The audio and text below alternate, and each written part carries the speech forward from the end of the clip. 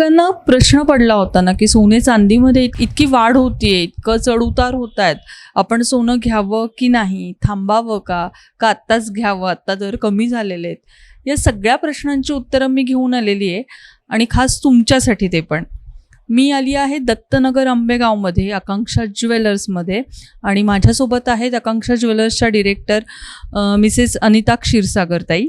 नमस्ते ताई. माझा पहिला प्रश्न तुम्हाला असा आहे, अगदी आत्ता सोने चांदीचे दर वाढत आहेत, तर ह्याच्या मागचं एक्झॅक्टली कारण काय आहे? बघा, आता सध्या सोन्या चांदीचे दर फार जास्त वेगाने वाढत आहेत. तसं बघितलं तर रेट पहिल्यापासूनच वाढत आहेत, पण त्याचा स्पीड थोडासा कमी होता.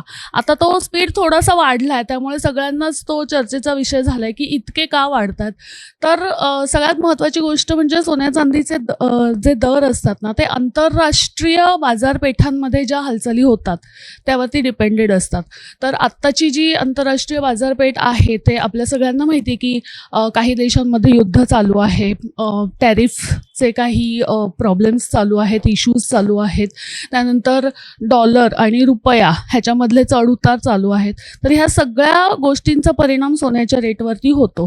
तर आता तिकडे हालचाली जास्त आहेत म्हणून इकडे सुद्धा जास्त प्रमाणामध्ये रेट वाढलेले दिसतात आपल्याला. अच्छा, पण आणि आत्तामध्ये एक साधारण 15 दिवसापूर्वी सोन्याचा रेट एकदम, सोनं आणि चांदी दोन्हीचा रेट एकदम वाढला आणि आता तो एकदम एकदम असं म्हणता येणार नाही, पण बऱ्यापैकी खूप दिवसांनी इतका रेट कमी झालेला आहे. तर मग त्याच्या मागचं पण कारण काय असेल? जेव्हा पण कधी असं होतं ना की सोन्या चांदीचे रेट एकदम जास्त स्पीडने वाढतात, तेव्हा एक मोठा ड्रॉप तिथे येत असतो. तर मी 15-20 दिवसांच्या मागे जेव्हा असं विचारलं जात होतं की रेट्स खूपच वाढतायत, तेव्हाही असं सांगितलं होतं, माझ्या मते फेसबुकवरती पण सांगितलं होतं की एक ड्रॉप येऊ शकतो, एक फॉल. तर जेव्हा वरती जाण्याचा स्पीड जास्त असतो तेव्हा एक फॉल येत असतो, पण लॉंग रनमध्ये तो पुन्हा वरती जात राहतो. खूप अगदी कमी काही येत नाही. असं असतं ते. आपण म्हणतो की कोणत्याही गोष्टी एकदम फास्ट ग्रोथ झाले की ती एकदम खाली येते. जेव्हा टप्प्याटप्प्याने ग्रोथ होते तेव्हा ती स्टेबल राहते. एकदम वरती गेलेली गोष्ट थोडीशी खाली येतेच आणि मग परत वरचा रस्ता धरलेला जातो तिथे. आंतरराष्ट्रीय बाजारपेठ, डॉलरचं चढ उतार, याचा परिणाम सोने चांदीच्या ह्याच्यावर कितपत होतो आणि कसा होतो? बघा, आंतरराष्ट्रीय बाजारपेठ म्हणजे जागतिक बाजारपेठ ही खूप मोठी आहे. तिथे 0.005% जरी कमी जास्त काही झालं तरी इथे आपल्याला खूप मोठा इम्पॅक्ट दिसतो. त्याच्यामुळे आंतरराष्ट्रीय बाजारपेठेमध्ये तणाव निर्माण झाला तर रेट वाढतो. कोरोनाच्या काळामध्ये आपण बघितलं की रेट 35 वरून थेट 55 गेला होता, कारण मार्केट अनस्टेबल होतं. तर जेव्हा पण मार्केट अनस्टेबल होतं सोन्याच्या रेटवरती इफेक्ट होतो, कारण जे मोठे इन्व्हेस्टर्स असतात, जागतिक स्तरावरचे मोठे इन्व्हेस्टर्स, ते सगळ्यात सेफ इन्व्हेस्टमेंट ही सोन्यावरती, म्हणजे त्यांचा विश्वास असतो सोन्यावरती. सो तिकडे काही इनसिक्युअर असं काही वाटलं तर ते सोन्याकडे वळतात आणि मग सोन्याचा रेट वरती जाताना दिसतो. म्हणजे तुम्हाला असं म्हणायचं की जर अशा सिच्युएशन्स आल्या तर सोन्याचे रेट वाढतात? हो, असे मार्केटमध्ये इनस्टॅबिलिटी आली की सोन्याचे रेट वाढतात. जसं आता तुम्ही म्हणालात मला की आंतरराष्ट्रीय बाजारपेठांमध्ये काही घडामोडी झाल्या, म्हणजे युद्धजन्य परिस्थिती आली किंवा काही आलं तर सोन्याचा रेट वाढतो. हो, कारण जागतिक बाजारपेठेमध्ये किंवा आंतरराष्ट्रीय लेवलवरती काहीही युद्धजन्य परिस्थिती आता जशी चालू आहे, तर मार्केटमध्ये खूप अनस्टेबिलिटी राहिली तर इन्व्हेस्टर्सना सोनं हा सगळ्यात सेफ पर्याय वाटतो. मग ते सोन्याकडे वळतात आणि केव्हाही मार्केटमध्ये जेव्हाही अनस्टेबिलिटी आली आहे तेव्हाही सोन्याचा रेट वाढलेला आहे. जसं की कोरोनामध्ये अगदी कोरोनाच्या आधी 35,000 रेट होता, तो एकदम 55,000 झाला होता, कारण तेव्हा मार्केटमध्ये खूप अनस्टेबिलिटी होती. तर जेव्हाही मार्केटमध्ये काहीही हलचल, युद्धजन्य परिस्थिती किंवा रुपया डॉलरमध्ये खूप वर खाली चढ उतार असे चालू असतील तेव्हा त्याचा परिणाम सोन्याच्या रेटवरती होतो आणि तो चढलेला असा होतो. अच्छा, जसं मॅडम तुम्ही म्हणालात मला आता की आंतरराष्ट्रीय बाजारपेठांशी पण सोन्याच्या रेटवर चढ उतार होतो, तसं भारतामध्ये पण काही घडामोडी होतात, त्याच्यावर पण रेट चढ उतार होऊ शकतात का? म्हणजे आता एक साधारण जो बेसिक अभ्यास आहे त्याच्यावरनं बजेट ज्या पिरियडमध्ये असतं तेव्हा पण सोन्याचे रेट कमी जास्त होतात, तर त्याचं काय रिलेशन असू शकतं? हो, बघा बजेट जेव्हा आपलं आता इतक्यातच अनाउन्समेंट झाली बजेटची, तर बजेटमध्ये काही गोष्टी महाग झालेल्या वाटतात, काही स्वस्त झालेल्या वाटतात. म्हणजेच काय, की पुन्हा मार्केटमध्ये अनसर्टन्टी आणि अनसर्टन्टी असेल तिथे पुन्हा इन्व्हेस्टर्स सोन्याकडेच वळतात. मग पुन्हा त्याचा परिणाम असा होतो, की सोन्याचे रेट वरती जातात. अं, एक आणि आता सगळ्यांच्या मनातला प्रश्न आहे, की येणाऱ्या काही दिवसांमध्ये सोनं वाढणार आहे का कमी होणार आहे? अ, खरं सांगायचं तर पुढच्या काळामध्ये वाढेल, कमी होईल हे कोणीच सांगू शकत नाही. प्रत्येकजण अंदाज देत असतात. जे एक्सपर्ट्स असतात ते ह्या सगळ्या जागतिक घडामोडींचा अभ्यास करून अंदाज देत असतात. पण आपण थोडासा लॉजिकली विचार केला ना, तर सोन्या-चांदीचे रेट्स कमी होण्याचे चान्सेस खूप कमी आहेत. म्हणजे 0.001% म्हणजे अगदी 50,000 वगैरे होण्याचे. कारण सोनं हा नैसर्गिक धातू आहे. तो कुठेही आपण लॅबमध्ये बनवत नाही, फॅक्टरीत बनवत नाही किंवा त्याची शेती होत नाही. त्याचा साठा मर्यादित आहे आणि ज्या गोष्टीचा साठा मर्यादित आहे ना, ती ती महागच होणार कारण ती कधी ना कधी संपणार आहे. आता भारतातल्या सोन्याच्या खाणी बंद झाल्यात, आपण सोनं आयात करतो बाहेरून. ह्याचाच अर्थ काय, की मर्यादित साठा आहे आणि भारतामध्ये मागणी तुलनेने जास्त असते. कारण आपल्याकडे सोन्याला संस्कृती परंपरांमध्ये पण स्थान आहे. तर मागणी वाढलेली असते, साठा मर्यादित आहे. त्याच्यामुळे भविष्यामध्ये सोन्याचे रेट कमी होतील ह्याची शक्यता अगदी कमी आहे. शक्यता ही वाढण्याचीच आहे रेट. हे अंदाज आहेत, पण 99.99% शक्यता ही सोन्याचे रेट्स वाढण्याची आहे. थोडाफार ड्रॉप आपल्याला दिसतो. थोडासा रेट खाली येतो, परत वर जातो, खाली येतो, वर जातो. पण लाँग रन मध्ये बघितलं तर तो वरती गेलेला असतो. तेव्हा म्हणजे सोनं घ्यायचं असेल तर आता विचार करायला काही हरकत हरकत नाही. नाही. ताई, जसं सोनं म्हणजे सोनं वाढतं हे सगळ्यांना माहिती आहे, आता किती वर्ष झालं थोडं थोडं थोडं थोडं वाढतच चाललेलं आहे. पण चांदीने यावर्षी खरंच चांदी केली असं का, म्हणजे काय कारण आहे? चांदीचं कसं आहे ना, चांदी फक्त दागिन्यांपुरती किंवा पूजेच्या भांड्यांपुरती नाही वापरली जात. चांदीचा वापर मोठ्या प्रमाणावरती इंडस्ट्रीजमध्ये होतो. इलेक्ट्रिक व्हेइकल्समध्ये होतो आणि आता आपल्याला माहिती आहे, की इलेक्ट्रिकल व्हेइकल्स हे बूममध्ये आहेत मार्केट. तर त्याच्यामध्ये चांदी तिकडेही मोठ्या प्रमाणावरती लागते.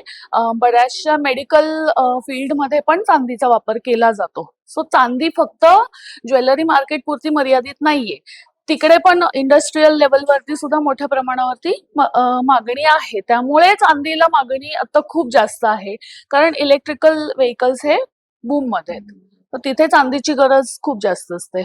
म्हणजे आता गृहिणींना तिथे पण कोणतरी कॉम्पिटिटर आला असं म्हणायला हरकत नाही. हो, अगदी, अगदी. आता येणारी जी लग्न सराई आहे, तर त्यामध्ये तुम्ही जनतेला काय सांगाल, की सर्वसामान्य जनता आहे, सोनं घ्या, नका घेऊ, काय, कसं काय?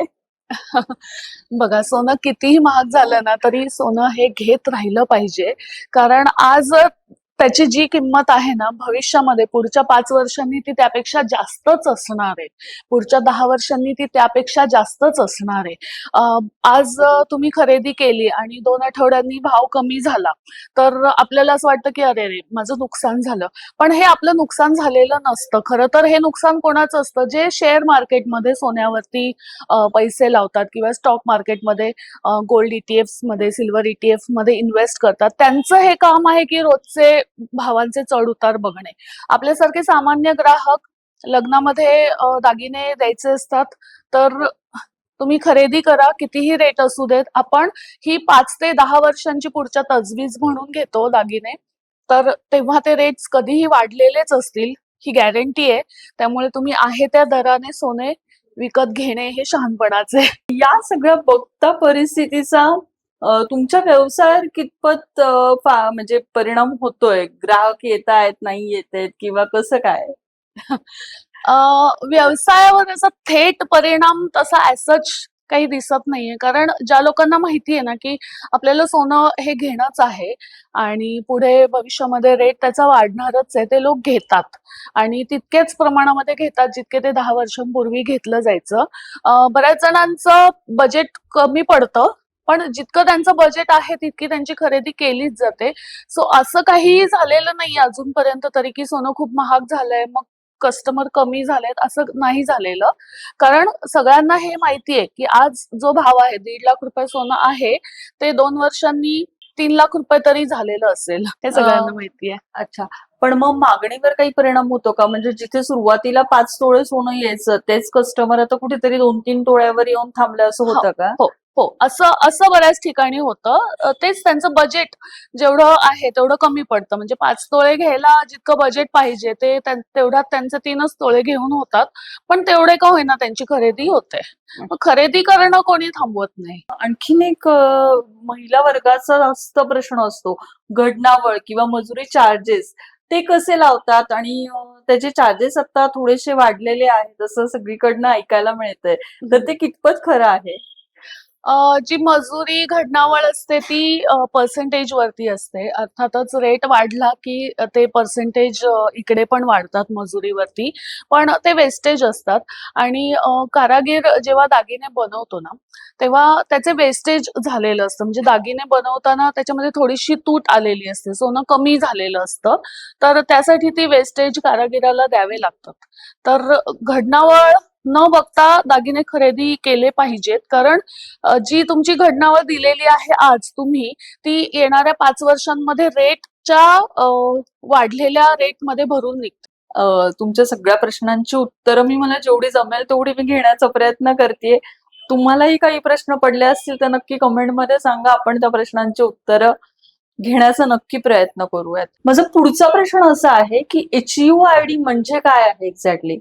HUID म्हणजेच हॉलमार्क युनिक आयडेंटिफिकेशन नंबर हा BIS कडून दिलेला असतो. प्रत्येक 22 कॅरेट, 18 कॅरेट, 14 कॅरेट अशा दागिन्यांना दिलेला असतो. तर हे कशासाठी असतं HUID? तर ग्राहकांची फसवणूक होऊ नये ह्यासाठी. तर म्हणजे HUID दागिन्यावरती जो असतो ना, तो म्हणजे त्याचं दागिन्याचं शुद्धतेचं प्रमाण, की हा दागिना बरोबर 22 कॅरेट प्युरिटीचाच आहे. 22 कॅरेट म्हणजे 91.6% प्युरिटी. तर तो HUID प्रत्येक ग्राहकाने खरेदी करताना व्हेरिफाय करून घ्यावा. त्यासाठी BISने ॲप सुद्धा दिलेलं आहे. BIS केअर असं त्या ॲपचं नाव आहे. तर ग्राहक स्वतः तो ॲप डाउनलोड करून दागिन्यावरती जो HUID असतो 6 डिजिट अल्फान्यूमरिक कोड, तो HUID त्या ॲपमध्ये टाकून व्हेरिफाय करू शकतात, की ह्या दागिन्याची शुद्धता आणि बाकीचे डिटेल्स सुद्धा तिथे असतात. तर ग्राहकांची फसवणूक होऊ नये, त्यांना त्याच शुद्धतेचं सोनं मिळावं ह्यासाठी BISने दिलेलं हे मानांकन आहे. तर प्रत्येक ग्राहकांनी खरेदी करताना HUID व्हेरिफाय करून खरेदी केलं तर नक्कीच त्यांचं नुकसान आणि फसवणूक होणार नाही. सोशल मीडियावर म्हणा किंवा मार्केटमध्ये दरांबद्दल खूप अफवा निर्माण होताना दिसतात. तर तुम्ही ग्राहकांना काय मार्गदर्शन कराल या संदर्भात? बघा सोशल मीडियावरती जवळपास मागच्या वर्षापासून म्हणजे मला वाटतं 2023 पासून ज्यावेळेस सोन्याचा रेट 1 लाखाच्या जवळ जायला लागला ना, तेव्हापासूनच एवढ्या अफवा चालू होत्या की सोनं 55,000 होईल मोठ्या प्रमाणावरती. पण ते झालं का? नाही झालं. तर सोनं हे इतक्या मोठ्या प्रमाणावरती कमी होणं शक्य नाहीये. थोडंफार कमी होतं, पण जसं एकीकडे सोन्याचे रेट्स वाढतात ना, तसं दुसरीकडे हे सोशल मीडियावरती सगळं सुरू होतं, की सोनं खूप कमी येईल, कमी येईल. आत्ताच तुम्ही खरेदी करू नका. एवढ्या चढत्या भावाने खरेदी करू नका. सोनं पुढे खूप स्वस्त होणार आहे. मी तर काल परवाच वाचलं ₹50,000 होणार आहे सोनं. पण ₹50,000 सोनं का होईल? आपण सोनं इम्पोर्ट करतो बाहेरच्या देशातून. त्यावरती हेवी इम्पोर्ट ड्युटी देतो. आणि त्याशिवाय डॉलर आणि रुपया त्याचे मध्ये जो डिफरन्स आहे, आता आता डॉलर वाढलेला आहे. तर डॉलर वाढलाय याचा सरळ सरळ अर्थ सोन्याचा रेट हा वाढणार आहे. तर अशा परिस्थितीमध्ये सोन्याचा भाव 50,000 होणं हे शक्य नाहीये. सो इतक्या कमी प्रमाणावरती सोनं येणं शक्य नाहीये. तर थोडासा ग्राहकांनी लॉजिकली विचार करावा, की सोनं कितपत कमी होऊ शकतं? 1,000, 2,000, खूप झालं 5,000. ह्यापेक्षा जास्त नाही. अगदी आता 1,60,000 रेट आहे. तो अगदी 1 लाखावरती सुद्धा येणार नाही. तर 50,000 लांबचीच गोष्ट आहे. तर अशा अफवांवरती विश्वास न ठेवता आत्ता तुमच्याकडे जेवढे पैसे आहेत तेवढं तुम्ही सोनं खरेदी करा. पुढच्या 5 वर्षांचा विचार करा. अफवांचा विचार नका करू. आणि सेव्हिंग म्हणजे जे गोल्ड सेव्हिंग करतात, तर त्यासाठी काय मार्गदर्शन तुम्ही करू शकाल? गोल्ड सेव्हिंग स्कीम्स बद्दल. स्कीम्स पण म्हणू शकतो हां. आपण आयदर आपण प्रत्येक महिन्याला अ, वळं घेऊ शकतो किंवा काय असं काही आहे का, की बाबा सर्वसामान्य जनतेला सेव्हिंगचा ऑप्शन मिळू शकतो या सोन्यामधून? हो. सर्वसामान्य जनतेकडे कसं असतं ना, एकरकमी मोठी किंमत असेलच असं नाही. 50,000 ₹1,00,000. तर अशा वेळेला प्रत्येक ज्वेलरकडे, बऱ्याच ज्वेलर्सकडे सेव्हिंग स्कीम्स असतात. त्या स्कीम्सचा फायदा ते घेऊ शकतात. त्याच्यामध्ये तुम्ही मंथली काही इन्स्टॉलमेंट्स भरून मग ती स्कीम पूर्ण झाल्यानंतर खरेदी करू शकता किंवा दर महिन्याला 1 ग्रॅम खरेदी केलं किंवा अर्धा ग्राम खरेदी केलं असंही करू शकतात कस्टमर. तर सोनं कसं आहे ना, ही अशी एकमेव प्रॉपर्टी आहे जी तुम्ही थोडी-थोडी पण खरेदी करू शकता. जागेसारखं किंवा जमिनीसारखं किंवा फ्लॅटसारखं अशी खूप मोठी रक्कम एकदम पाहिजे असं नाहीये. जागेच्या बाबतीत असं होत नाही ना, आपण 1 स्क्वेअर फूट आत्ता घेतला, दुसरा स्क्वेअर फूट नंतर घेतला. पण सोन्याचं तसं नाहीये. आता आपण महिन्याला ₹5,000 म्हणलं तरी इन्व्हेस्टमेंट करून अ, अ, 12 महिने पूर्ण झाल्यानंतर एक दागिना का होईना खरेदी करू शकतो. सो एकरकमी जास्त पैसे नसतील, तर सेव्हिंग स्कीम्समधून कस्टमर्सनी पण सोनं खरेदी करत राहिलं पाहिजे. कारण पुढच्या 5 ते 10 वर्षांमध्ये ज्यांच्याकडे सोनं आहे, त्यांची चांदी नक्की होईल. आणि चांदी असणाऱ्यांची चांदी असणाऱ्यांची तर चांदीच होईल. कारण चांदीचा वापर तर इंडस्ट्रियल यूज मोठ्या प्रमाणावरती होतोच आहे. इलेक्ट्रिकल व्हेइकल्स जितक्या मोठ्या प्रमाणामध्ये भारतामध्ये चालतील, तितका चांदीला मागणी तितकी वाढेल. पण हे खरं तर पहिल्यांदा इतकं लेव्हलला वाढलेलं आहे ना चांदी. कारण हो. चांदी म्हणजे असं जोडवी साधं घ्यायला गेलं तरी ₹300-400 मिळणारी जोडवी आता आज 2,000-3,000 ला मिळतायत. हो, अगदी, अगदी. कारण छोटी-छोटी वस्तू सुद्धा जी आपण एक 3-4 वर्षापूर्वी ₹500 ला घ्यायचो, ती आता ₹2,000 ला घ्यावी लागतीये. हा खूप एकदम सडन तो जंप आला चांदीमध्ये. कारण चांदी फक्त ज्वेलरी नाही तर खूप इतर सगळ्या गोष्टींमध्ये वापरली जाते. मेडिकल फील्डमध्ये वापरली जाते आणि एक असं संशोधन पण सुरू आहे, की जे इलेक्ट्रिकल व्हेइकल्स चार्जिंग करण्यासाठी 1 ते 2 तास लागतात. तर तो वेळ कमी करून 10 मिनिटांमध्ये चार्ज होईल, अशी एक बॅटरी बनवली जातीये. त्याच्यावरती संशोधन सुरू आहे. तर ती बॅटरी बनवण्यासाठी सुद्धा मोठ्या प्रमाणावरती चांदी लागते आणि चांदी अँटीबॅक्टेरियल आहे, जो मेडिकल फील्डमध्ये सुद्धा वापरतात. त्याच्यामुळे चांदीला सगळीकडेच डिमांड आहे. त्याच्यामुळे चांदी ही सोन्याच्या पुढे जायला बघतीये कासवाच्या गतीने. मग कासवाच्या नाही, सशाच्या गतीने. बरोबर आहे. आत्ता सोनं आणि चांदी खरेदी करण्यासाठी तुम्ही सर्वसामान्य ग्राहकांना काय मार्गदर्शन कराल जाता-जाता? सोन्याचे दागिने खरेदी करताना HUID पाहून तो BIS केअर ॲपमध्ये व्हेरिफाय करून खरेदी करा आणि रेट वाढलाय म्हणून सोनं खरेदी करायचं नाही, असा विचार करू नका. कारण आता जो रेट आहे, भविष्यामध्ये त्यापेक्षा वाढलेला तो नक्कीच असणार आहे आणि खूप वर्षांनी म्हणजे हजारो वर्ष लागतील त्याला, पण एक वेळ अशी येईल की सोन्याचा साठा संपलेला असेल. त्यामुळे आपण शक्य तितकं सोनं आपल्याकडे घेऊन ठेवूयात. आणि आपल्या पुढच्या पिढीला पास ऑन करूयात. अच्छा, म्हणजे मी कोणत्यातरी सोनाराच्या दुकानात गेली आणि तिथे दागिना घ्यायचा आहे, तर तो पहिले त्याच्या बिल मार्क बिलासोबतच असतो का त्याच्या मागे टॅग असतो त्याला असतो? दागिन्यावरती असतो, लेझरने एन्ग्रेव्ह केलेला असतो. अच्छा, दागिन्यांवरती हां, असतो. म्हणजे दागिन्याच्या पाठीमागच्या साईडला आपल्याला दिसतो. अंगठीच्या आतल्या बाजूला असतो किंवा मंगळसूत्राच्या आतल्या बाजूला. कुठल्याही दागिन्याच्या आतल्या बाजूला लेझरने छोटासा एन्ग्रेव्ह केलेला असतो. तो साध्या डोळ्यांनाही दिसू शकतो, नाहीच तर आपण मॅग्निफाइंग ग्लास वापरून बघू शकतो. अच्छा, खूप महत्वाची माहिती ही तुम्ही सांगितलेली आहे. हो. धन्यवाद. तर ही होती सोने आणि चांदीच्या दरवाढीच्या मागची कारणं. आंतरराष्ट्रीय बाजारपेठ, आपल्या मागण्या या सगळ्या गोष्टींचा परिणाम सोने चांदीच्या दरावर होतो. मी अपेक्षा करते की तुमच्या सगळ्या प्रश्नांची उत्तरे या छोट्याशा मुलाखतीमधून क्लिअर झाल्या असतील गोष्टी. आणखीनही काही तुम्हाला प्रश्न पडले असतील तर तुम्ही नक्की आम्हाला कमेंटमध्ये ते प्रश्न विचारू शकता. सगळ्या प्रश्नांची उत्तरं आम्ही तुम्हाला देण्यास बांधील आहोत. आणि सोनं चांदी खरेदी करताना कोणत्याही अफवांवर विश्वास न ठेवता विश्वासार्ह माहिती मिळवून विश्वासार्ह दुकानातून HUID नंबर पाहूनच सोने आणि चांदी दोन्ही खरेदी करा. आणि अशाच खूप साऱ्या महत्त्वाच्या अपडेट्स मिळवण्यासाठी पाहत राहा पुणे लोक.